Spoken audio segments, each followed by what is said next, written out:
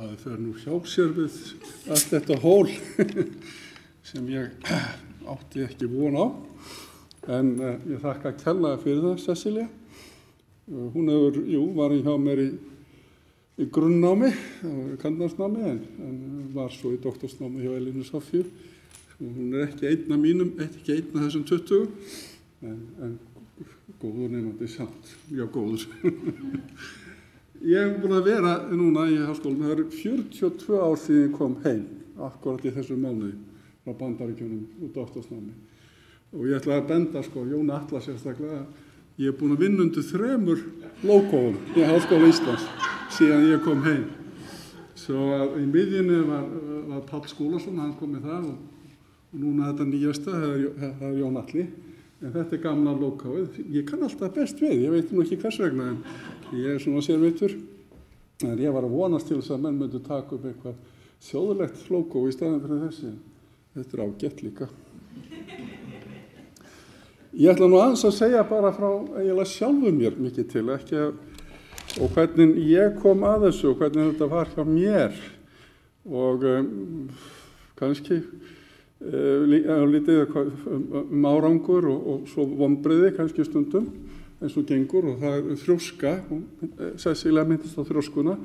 Maður þarf að hafa úthald, maður þarf að vera þrjóskur, það er ekki hægt að gefast upp. Þetta er svo erfitt, maður þarf að stundum, það blæs oft á móti, oft mjög erfitt, og þá erum að gera að halda sönsum og halda áfram. Ég byrjaði náttúrulega í háskólanámi hérna í Háskóla Íslands eins og flestir landsmenn sem fara í háskólanám, og tók fyrirhluta hérna í lyfjafræði, fór síðan til Danmerkur og kláraði kandnámsnámi, þá var það venjan. Síðan kom ég heim og vann einn vetur bæði í Háskóla Íslands og í ýmsum lyfjabúðum, bæði hér í Reykjavík og út á landi. Fór síðan til framhaldsnáms í Kansas í Bandaríkjunum og lærði lyfjaefnafræði.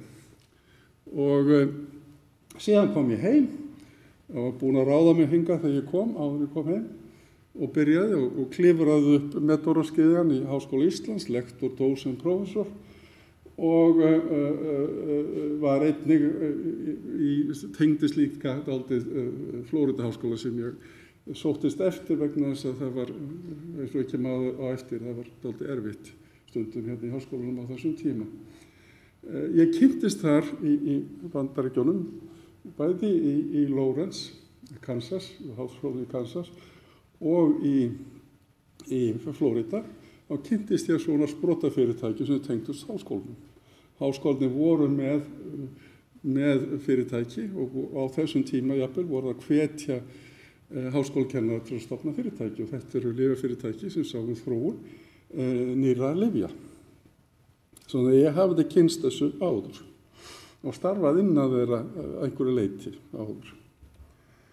Þegar ég kem heim að þá eins og gengur, þá er þessi hefðbundnu störf kennara. Þú kemur heim og þá bara, maður kemur heim úr velskipulögðu háskólanámi sem kemur hingað, og þá er þetta eins og fá bara, veit ég hvað, kjaftshögg.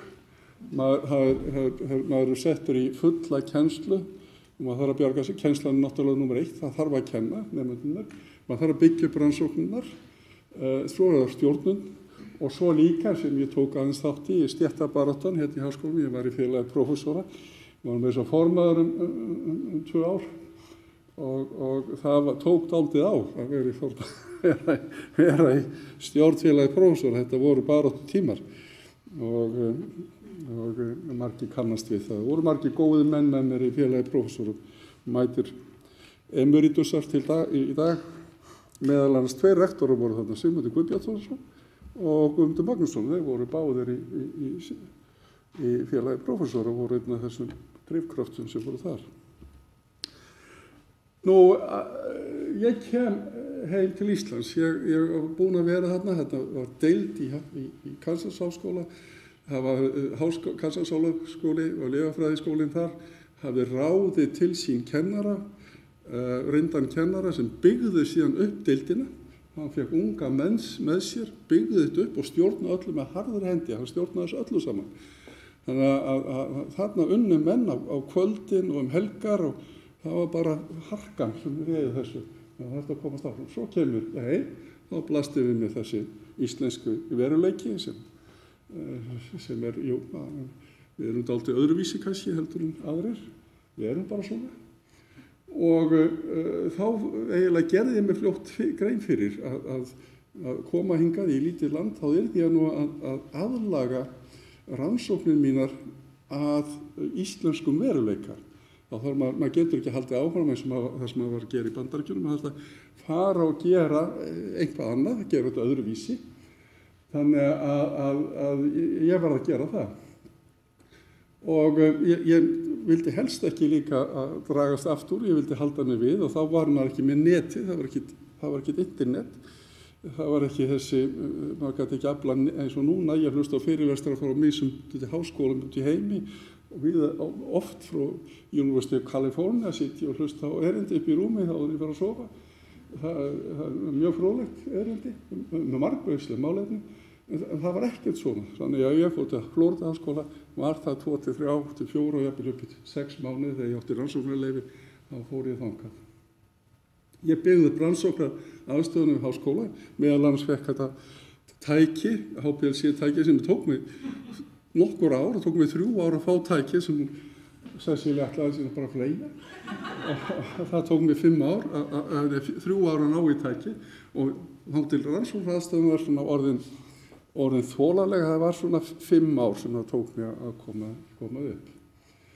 Ég breytti aðeins rannsóknarsvið líka. Ég var nýsmíði, nýjum efnasamböndum sem ekki gott hérna því að það er dálítið frá reglugerðarsjónarmiði, það er dálítið erfitt að fást við það, að prófa það til dæmis í fólki. Þannig að ég fór yfir í ný lyfjaform, drug delivery. Ég þróaði það og síðan gekk ég á milli lækna á landsbyggðunum sem voru líka í kennslustöðum við Háskóla Íslands. Gekk á milli þeirra og spurði þá hvort þau hefðu nú ekki áhuga á þessu sem ég var að gera og prófaði þetta. Þær tóku, ég prófaði, ég vann með húðlæknum, ég vann með kvensjúkdómalæknum, kvensjúkdómadeildinni og svo var það einn daginn að ég fór inn á aukdeild sem var hérna upp á Landakoti þá og þar hitti ég Einar Stefánsson sem var til þess að gera kominn nýr úr námi og hann maður sem hefur voðalegu kraftur í honum og hann var voðalegu drifkraftur þannig að ég fór meira út í augnlyfja rannsóknir en ég hafði kannski ætlað mér en hann var þarna hafði mikil áhrif í raun og veru á líf mitt í raun og veru. Ég skoðaði ýmislegt annað, ég var að skoða hluti eins og til dæmis ég var að ganga einhvern tíma hérna í Vesturbænum þá sá ég froðun og sjóna fyrir utan lesmiðu Lýsis og þá labbaði ég þar inn og vildi vita hvað þetta væri. Þetta voru fitusýrur, fría fitusýrur og ég fór að rannsaka það með Hjóni Hjaltalín-lækni áhrif fitusýra á húð og ýmislegt sem við gerðum þar og síðan með Einari. Ég skoðaði líka kítín sem var kítósanni. Eitt gamalt skólafélagi minn hafði verið í kítínverksmiðju og fekk þar. Ég skoðaði þaramjöl og ég skoðaði ýmislegt annað. En ég skoðaði líka efni sem hétu síklódextrin sem sykursambönd sem ég síðan hef eytt miklum tíma í að rannsaka í sambandi við lyfjagjöf. Og hverju hefur þetta svo skilað? Jú, það skilað fullt af greinum í tímariti og það er það teljað á mismunandi veg og Web of Science segir að það sé 296, Scifinder tölur 261, Google Scholar tölur 454 en ég tel sjálfur 377 greinar. Þannig að þetta er eftir í hvernig maður telur þetta, hvað maður hefur inn í þessu. Ég skrifaði 2 bækur líka sem ég er dálítið stoltur af, þótt það hafi ekki selst mikið, þetta er ekki góður gróðavögur að skrifa svona kennslubækur á ensku því að þær voru allar komnar út áður en það var hægt að hala þeim niður ókeypis á netinu. Það var svo sem allt í lagi mín vegna en ég fekk svo sem enga greiðslu fyrir bækurnar sem voru halaðar niður. Það hefur ekki verið, þetta er ekki góð fjárfesting að skrifa bækur. Ég verðbúinn þegar upp verður staðið, þá er ég búinn að útskrifa 20 doktorsnema. Það verður 16 búnir og 4 sem að klára. Núna klára ekki fyrir, þessi 4 klára ekki fyrir næsta ári.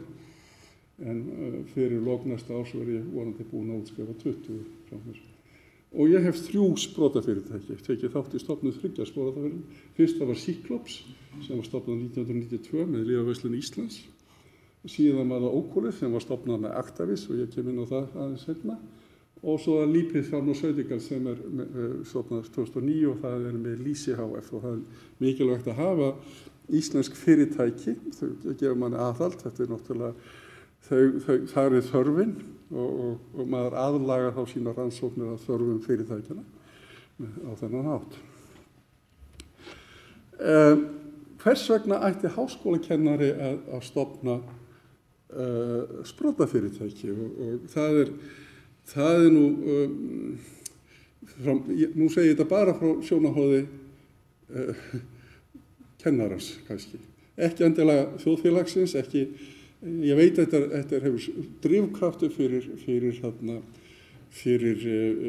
atvinnulífið og svo framvegis, en ég ætla að segja bara svona hvers vegna háskólakennar að stofna þetta, hvers vegna hann að gera þetta. Þetta eykur möguleika á rannsóknarstyrkjum, við fáum meiri rannsóknir, það eru fleiri sjóðir sem getum leitað í og styrkirnir eru oft hærri sem eru veittir til iðnaðarrannsókna.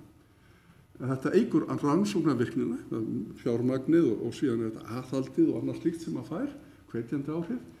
Þetta eykur samstarfsmöguleika, þetta er auðveldara að eiga samstarfs við fyrirtækjum og aðra. Það er einkaleyfin, það er gott að einkaleyfi geta verið ofboðslega dýr og ég held að til dæmis í Oculus í dag að það er einhvers staðar á milli,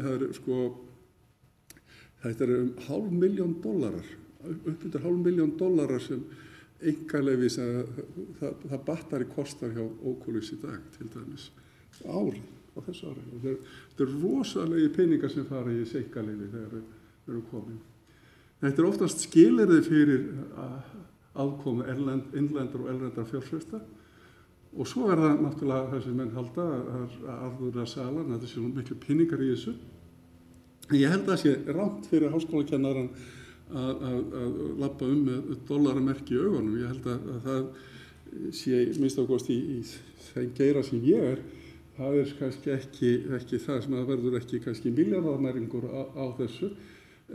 Stærsti ávinningurinn er aukinn kraftur rannsóknum og nýsköpun og það er aðalatriði. Jú, það getur komið eitthvað af peningum en það má segja líka að mörg sprotafyrirtæki, minnst ákosti í lyfjaiðnaði, mörg af þessum sprotafyrirtækjum, þau ná aldrei alla leið. Þetta er dálítið kunst að ná alla leið. Að koma þig, að fá hugmyndina, þróa vöruna og koma henni síðan á markað. Það er meira heldur en að segja það. Þannig að mörg fyrirtæki þau skila aldrei árangri og það fellur Og þess vegna er þannig að fjárfestarnir, þetta eru sjóðir, eins og ég kem að eftir, þetta eru sjóðir, innovation funds, bandarískir og evrópskir sem styrkja þetta og jafnvel í Kína, sem taka þátt í þessu. Þetta er einhver vinir manns, þeir eru ógulega kamm og gaman að fóra út að borða með þeim og skála í rauðvín með þeim, en það er ágætt. En þeir eru gallharðir peningamenn. Það er það. Þú ert númer 2 ef tap verður fyrirtækinu, þetta er þannig, að ef tap verður á fyrirtækinu þá fjárfestarnir fyrst sitt. Þú mætir afgangi, ef einhver afgangur verður af peningunum, þá koma peningar til þín. En það er alltaf fjárfestarnir sem koma fyrst og þinn hlutur í fyrirtækinu, það rýrnar. Það verður bara pínu lítið, sko. Nú Einar og ég áttum upp undir 50% af fyrirtækjunum sem við vorum með þarna mitt okkar bara. Einar 50 og ég 50 og svo náttúrulega háskólan þess að taka af þessu Landspítalinn og svo framvegis.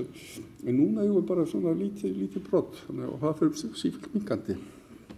Þannig að maður á ekki að hugsa þetta sem einhver þannig að maður fá einhverja fúlgu í vasan. Það er ekki.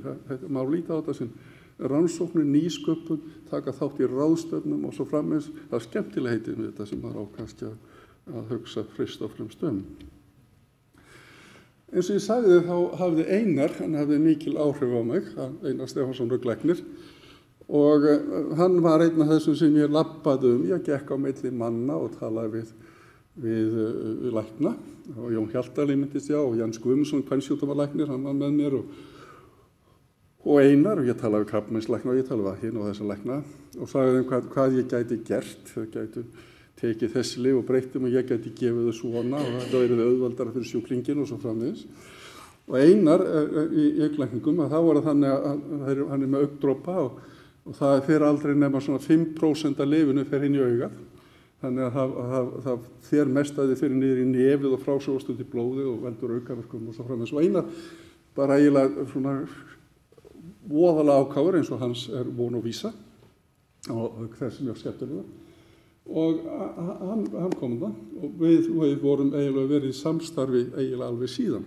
Búin að vera að vinna þetta og tölum saman, mismunandi mikið, en tölum stundu, tölum oft á dag en oftast ekki sjaldnar en einu sinni í viku. Þannig við tölum saman enn þann dag í dag. Og það var Cyclops þarna. Cyclops var þróunarfyrirtæki. Það var ekki bundið við augli, við vorum allt mögulegt, við vorum með munnskól og ýmislegt annað. Og þetta mynd frá þeim tíma, Cyclops-tímanum, það Einar með Jóhannes Kára sem var hans doktorsnemi í þessu. Og síðan lentum við þar í, náttúrulega fjármagnum erfiðleikum og við þurftum að reyna að finna út hvað það var. Og Kári var þá nýkominn til þess að nýkominn og hann var að byggja upp sína íslenska erfðagreiningu og hann var að hugsa að fara út í lyfjaþróun og þá vantaði hann svona deild sem við myndum passa í og svo þetta rann inn í Decode og svo lantu þeir náttúrulega erfiðleikum og svo framvegis. Við hlutum náttúrulega fengum bara hlut í Decode við þetta og það var ekki slengt. En svo náttúrulega eins og allir vita þessu hlutir eru svo verðlausir. En það var allt í lagi. Það var ekkert, þetta bara eins og hlutinir eru. Það er ekkert við því að gera. Við stofnum Oculis og ætla að koma inn á það eftir og síðan höfum við líka stofnað Lipid Pharmaceutical sem vinnur með lýsi og erum að einangra efni úr lýsi til þess að nota bæði sem hjálparefni í lyfjafræði og líka sem hugsanlega sem virkefni. Við stofnum Oculis 2003 og þá var Actavis með okkur og við stofnum það inn í fundarherbergi Actavis sem var inn í Hafnarfirði. Og þar sat náttúrulega Róbert Wessman og hann skrifaði undir stofnsamninginn ásamt mér og Einari. Þetta voru þessi þrír og svo kom inn í þetta Háskóli Íslands með sinn hlut og Landspítali. Þannig var það stofnun. Og þeir voru svona fyrir óþolinmóðir. Við náttúrulega, þetta var annar rytmi í okkur Einari heldur en Róbert Wessman. Og þannig að 1 eða 2 árum seinna seldur okkur sinn hlut í fyrirtækinu fyrir 1 krónu. Og það var svo sem ágætt, það var ekki slæmt að hlutin tilbaka fyrir 1 krónu. Já. En við rákum þetta síðan á styrkjum frá Rannís, frá Evrópusambandinu og svo framvegis og við notuðum okkar aðstöðu hérna í háskólanum, við notaði löpin sem voru inn í Haga og við notuðum aðstöðun inn á Landspítalanum og réttlæting fyrir það að nota þetta var náttúrulega að háskólinn ætti hluti í fyrirtækinu, þeir ætti hluti í þessu. Og við réðum fyrir peningarna styrkjana, doktorsnema og nýdoktóra og svo framvegis, keyptum tæki og ýmislegt annað sem við þurfum að nota og við byggðum þá upp þessar rannsóknir, það gengur svo smágætlega, svona upp og ofan eins og gengur, stundum vel, það eru 2 skref áfram og 1 aftur og baka eins og alltaf og heldum svona áfram, við tókum aldrei nein laun fyrir okkar störf, okkar ánægja var bara að taka þátt í þessu og fara ráðstefnur, kynna þetta og svo framvegis þetta og svo hafðum við stúdentana og þetta voru doktorsnemar líka sem voru fjármagnaðar gegnum fyrirtæki og svo framvegis. Þetta var bara fínt. Þegar við átt að þróa nýtt einhvað, þá voru passaði að gera það ekki allt of flókið. Ef maður lítur yfir lyfjafræði litteratúrin, þá voðalega mikið af sniðugum hugmyndum og lyfja, svona bæði nýjum lyfjum, hugmyndar nýjum lyfjum og líka hvernig maður á að gefa lyfin og koma þeim inn í líkamann og svo framvegis, það er fullt af þessu. En það eru mistökin eru það að ef það er of dýrt að framleiða þetta, til dæmis, þá það ekki samkeppnishæft, þótt það sé sniðugt. Það þarf líka að vera betra, ekki nóg að bera nákvæmlega sama við það sem þann hluta sem þú ert að gera, þú ert að bera við allt spektra, því að menn geta nálgast og leyst vandamáli sem þú ert að leysa á annan hátt með annarri tækni. Þannig að það þurft að hafa svona líta á breiðan og best að hafa þetta nógu einfalt. Og þá meini hægt að hlutirnir geti. Bara hlutir eins og það hægt að framleiða hlutin í einhverjum verksmiðjum sem nú til staðar. Eða þarf að fara að byggja nýja verksmiðjur til þess að koma þessu af stað. Þetta þarf að vera hægt að gera þetta. Hafa þetta einfalt. Við ákveðum að hafa augndropa vegna þess að fólk, sjúklingarnir þekkja það. Þeir eru vanir því að gefa augndropana. Þeir fara bara eftir með. Þannig að það ekki nýtt fyrir þeim. Við passum okkur líka á hvaða efni við notum í augndropana. Maður þarf að vera voðalega varkátt það og ekki taka einhver ný efnasamband. Heldur tökum við eitthvað sem var lýst í lyfjaskrám, bandarískum eða evrópskum og hafði kannski verið notað í augnlyfjum áður.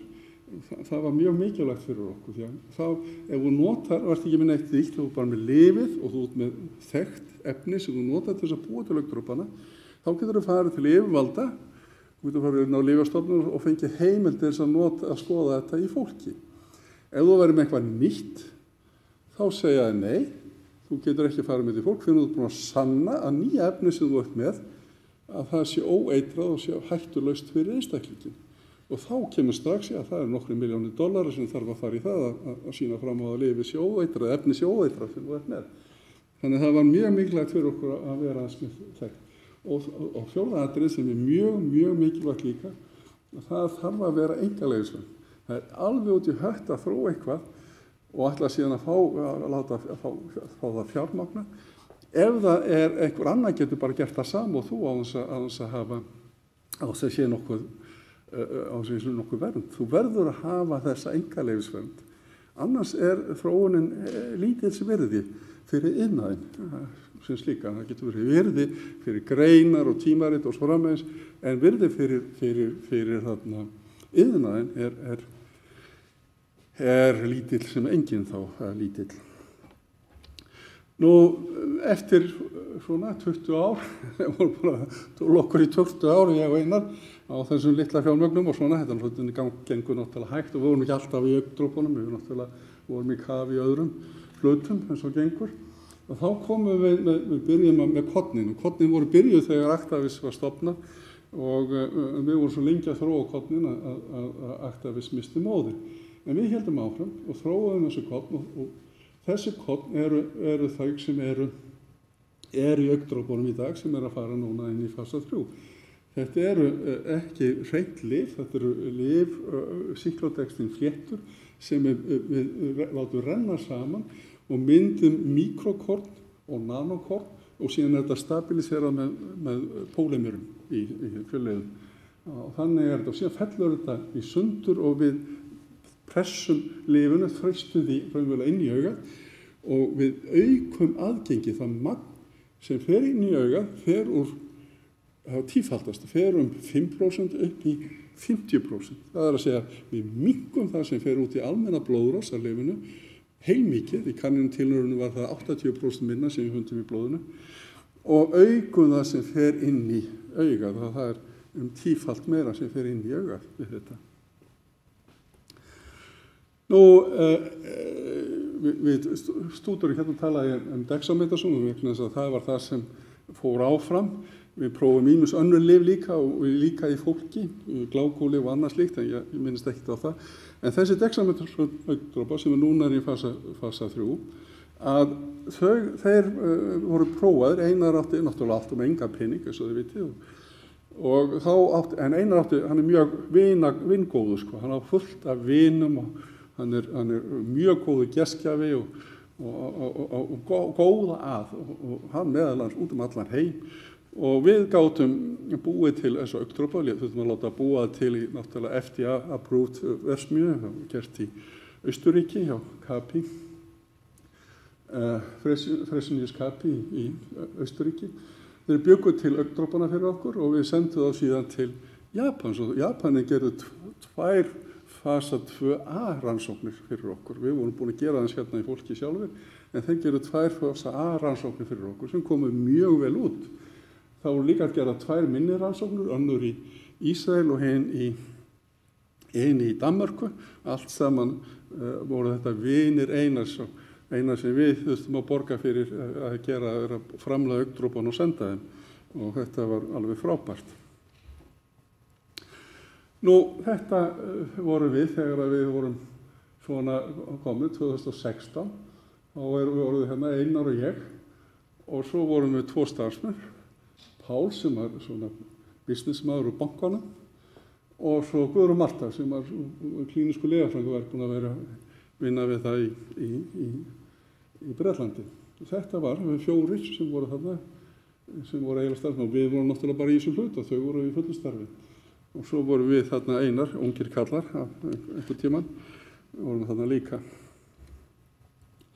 Og það sem kemur, við erum með fyrirtæki, við þróum þetta frá 2003 til 2016, það var það bil $4 milljónir sem kostaði á þessu 13 ára tímabili, það bil. $4 milljónir sem við, 500 milljónir íslenskar krónur, eitthvað svoleiðis. Og við gátum gert þetta vegna þess að við þurftum bara að borga fyrir ákveðna hluti, allir verðunum var haldið niðri, allt var gert eiginlega ókeypis, bona fide, allt saman gert fyrir ekki neitt. Og svo var það að við ætlum að fara inn í fasa 2B. Og þá renna okkur 2 grímur, það kostaði $30 milljónir það bil. Og kannski jafnvel rúmlega það. Og þetta eru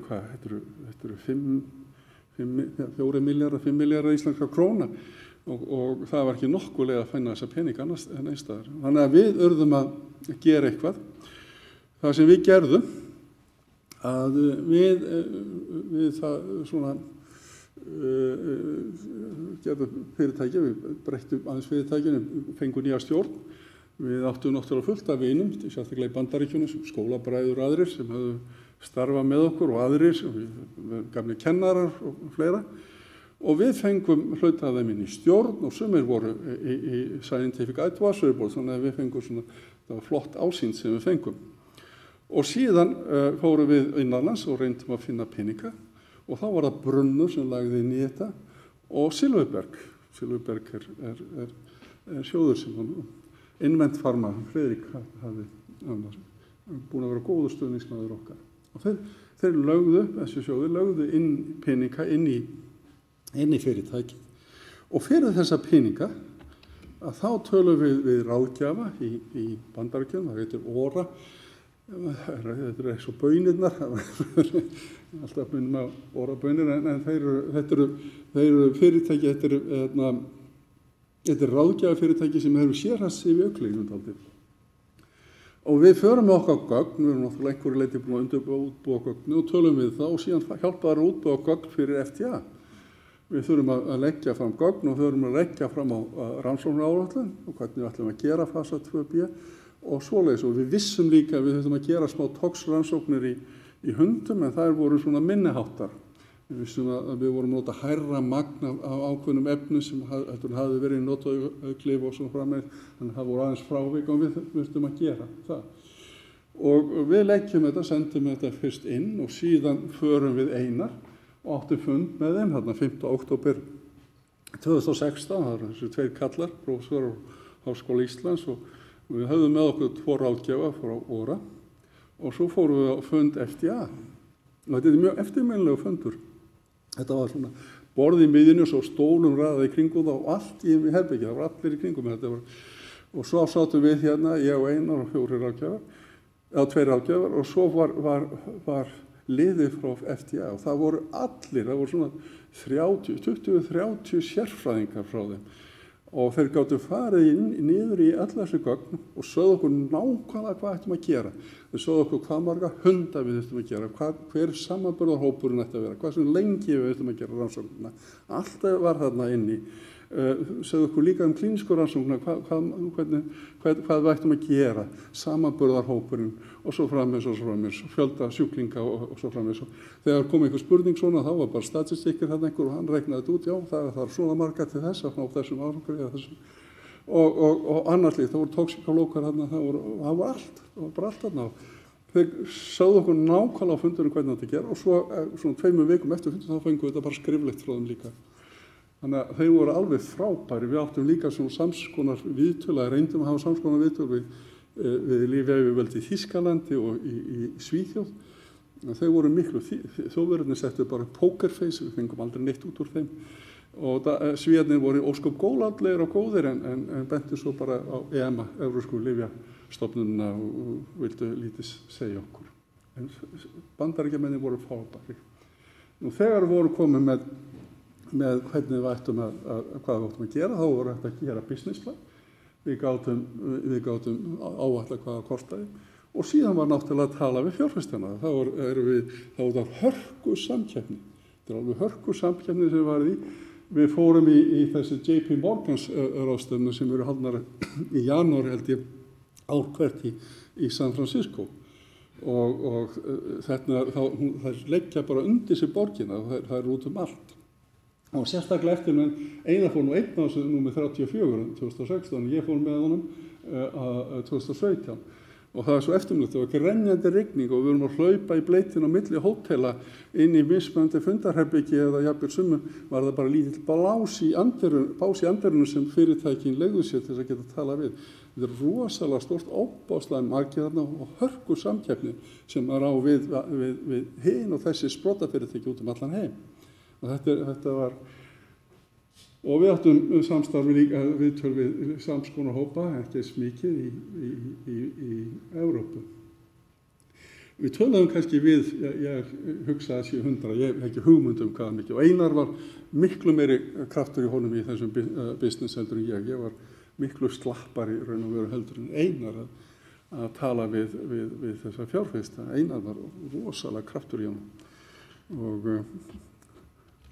svo við töluðum við okkur sumir komið heimsókn og sumir Einar fór út og heimsótti nokkra oftar en einu sinni og svo framvegis. En svo allt í einu í mars 2017 þá hefur Novartis Venture Fund sem sjóður á vegum lyfjafyrirtækis Novartis í Basel, þeir hafðu samband við okkur. Og þeir komu í heimsókn til okkar og þeir fóru að meta þetta, fóru gegnum gögnin okkar og skoðuðu þetta. Og svo í júní 2017 þá fórum við Einar inn til þeirra og til Basel og kynntum það sem við höfum gert. Og síðan var þetta due diligence sem þeir fara niður í gegnum allt sem við gerum, alla rannsóknir, skoða alla bækur, allt saman. Og svo var það 15. nóvember 2017 sem þeir undirrita samningin. Þá taka þeir yfir, þá Novartis sem kallað lead investor, þeir sáu þetta due diligence og alla vinnuna, en síðan kom aðrir og fylgdu á eftir. Og núna eru þetta fjárfestarnir sem eru í fyrirtækinu. Þetta eru fjárfestar í Evrópu, í Bandaríkjunum og líka nokkri sem eru í Kína. Þannig að við höfum þó nokkur og það er búið að leggja núna, við höfum búið að safna yfir $100 milljónum í fyrirtæki. Og við erum komin, þetta sem við kallum OCS-01, það þessi dexamethasone augndropa sem við byrjuðum með, við Einar. Og þeir fóru inn í fasa 3, 2 rannsóknir í fasa 3 á þessu ári. Það líka önnur rannsókn sem er planið en hún ekki komin alla leið. Síðan var líka settur eitt lyf inn í fyrirtækið frá Novartis. Þetta líftæknilyf, þetta antibody fragment sem inn í fasa 2B núna. Og svo eru önnur lyf sem eru í þróunarstigi og önnur sem að koma inn í fyrirtækið. Þannig að þetta verið að byggja þetta upp. Fyrirtækið byggður grunnur. Það er ekki bara það sem við gerðum, það er taka inn í og áfástaða fyrir þessu því að fjárfestum þeir vilja hafa annað með. Ef til dæmis þetta sem við þróum OCS-01 upphaflega, ef það bregst, ef einhvað kemur upp á, þá hafa það einhver önnur líka og það er líka fjárfesta vilja hafa bæði belt og axlabönd þegar það kemur að fjárfestingu. Svo spurningi var, hægt að vera bæði í vísindum og iðnaði? Ég segi já. Ég held að háskólakennar eigi að gera það beinlengst. Þeir eiga að fara í nýsköpunarfyrirtæki, það sem nýsköpun og taka þátt í þessu. Með því að fara inn í fyrirtækin og vinna með þeim, þá fær maður að vita, maður læri með þetta hvað eru þarfirnar, hverjar eru þarfirnar, hvað þurfa fyrirtækin, hvers konar tækni þurfa og jafnvel hvernig menntaða lyfjafræðingar þar þurfa fyrirtækin. Það annað sem inn í þessu líka að nemendur koma inn í þetta, meira að minna. Þetta getur verið smá lokaverkefni, þeir eru teknir inn í sumarvinnu, þegar við erum að vinna í þessu.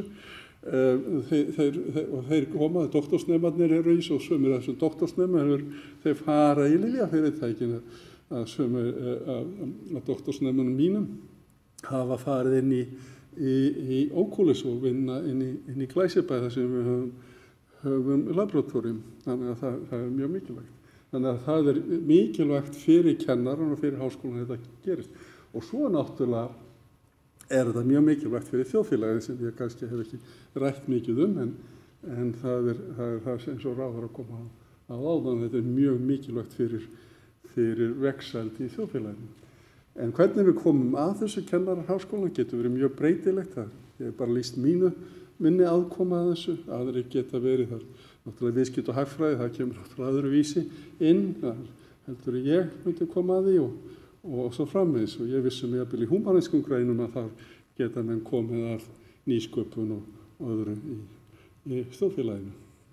Svo ég segi, Jón Atli, að allir peningar sem koma til háskólans í rannsóknir og þróun, þeim er vel varið. Ég ætla ekki að endurtaka það sem Cecilia sagði, en ég sagði í útvarpserindi núna áðan, eða spurði mig kona í morgun að því þetta og ég sagði að hún skyldi bara líta á hvernig lyfjafyrirtækin á Íslandi, lyfjaþróunarfyrirtækin á Íslandi, hvernig þau höfðu vaxið og borða það sama við kennsluna í lyfjafræði.